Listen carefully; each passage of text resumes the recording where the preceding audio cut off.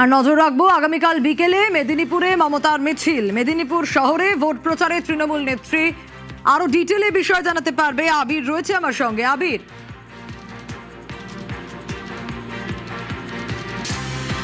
আবির শোনা যাচ্ছে?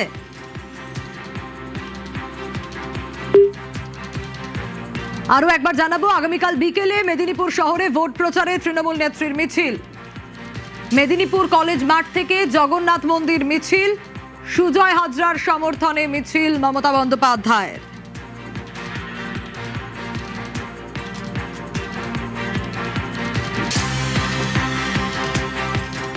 নিউজরুম লাইভে এবার নজর ওয়েদার আপডেটের দিকে। বুধবার থেকেই দফায় দফায় বৃষ্টি, দমকা হাওয়া, খেজুরিতে বাজ পড়ে প্রাণ গেল তরুণীর। একাধিক জেলায় চাষের জমিতে জল, চিন্তায় কৃষকরা।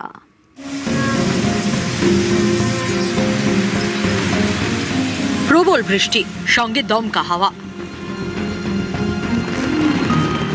বিভিন্ন জেলায় টানা ঝড় বৃষ্টি সঙ্গে বজ্রপাত। খেজুরির সাতকুমারী চতুর্ভুজচক গ্রামের বর্ণিতা মাঝি দানি পরিবারের দাবি, বৃহস্পতিবার ভোরে বাড়ি থেকে বেরোচ্ছিলেন, সে সময় বাজ পড়ে। তড়িঘড়ি নন্দীগ্রাম সুপার স্পেশালিটি হাসপাতালে নিয়ে গেলেও বাঁচানো যায়নি। চৈত্রের বৃষ্টিতে চাষেও ক্ষতি,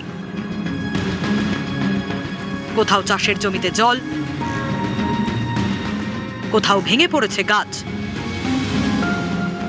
নদিয়ার তেহট্টে কালবৈশাখীর জেরে বিঘের পর বিঘে জমিতে ফসল নষ্টের আশঙ্কা।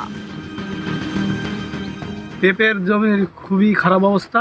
কাল পরশু পেঁপেটা ভাঙতাম, সমস্ত ভেঙে গেছে পেঁপেগুলো। পেঁপের দামও ভালো, 15-20 টাকা করে দাম, প্রায় 10 কুইন্টাল পেঁপে হতো।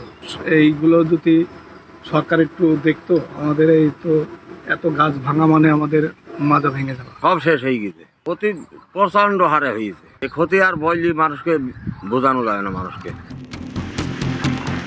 বুধবার ভোর থেকে দফায় দফায় বৃষ্টি, ঝোড়ো হাওয়া। জলপাইগুড়ির ধূপগুড়িতে আলু চাষে ক্ষতির আশঙ্কা। পশ্চিম মেদিনীপুরের ডেবরা সবং পিংলা, এখানে ঝড় বৃষ্টিতে ধান চাষে ক্ষতির আশঙ্কা কৃষকদের।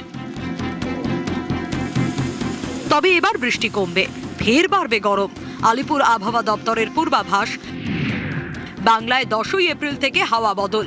শুক্রবার থেকে কমবে বৃষ্টি, বাড়বে গরম।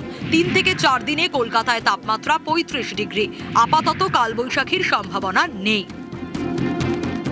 আজকে থেকে ওয়েদার ইমপ্রুভ হওয়ার সম্ভাবনা রয়েছে। বজ্রবিদ্যুৎ সহ বৃষ্টিপাত এবং দমকা হাওয়া চলছিল, অনেক জায়গাতেই সম্ভাবনা সেটা নেই। দক্ষিণবঙ্গের প্রায় সমস্ত জেলাতেই শুষ্ক আবহাওয়া থাকবে। স্থানীয়ভাবে 1-2 জায়গায় হালকা থেকে মাঝারি বৃষ্টিপাত বজ্রবিদ্যুৎ সহ হতে পারে। পূর্ব মেদিনীপুর, পশ্চিম মেদিনীপুর, দক্ষিণ 24 পরগনা 10 তারিখ থেকে 15 তারিখ বা 16 তারিখ পর্যন্ত দক্ষিণবঙ্গের বেশিরভাগ জেলাতেই শুষ্ক আবহাওয়া থাকবে। উত্তরবঙ্গেও বজ্রবিদ্যুৎ সহ বৃষ্টিপাত কমে যাবে। কাল থেকে কলকাতাতেও তাপমাত্রা বাড়বে। কলকাতাতেও তাপমাত্রা 35 ডিগ্রির কাছাকাছি আগামী 3-4 দিনের মধ্যে পৌঁছে যাওয়ার সম্ভাবনা রয়েছে। নিউজ 18 বাংলা।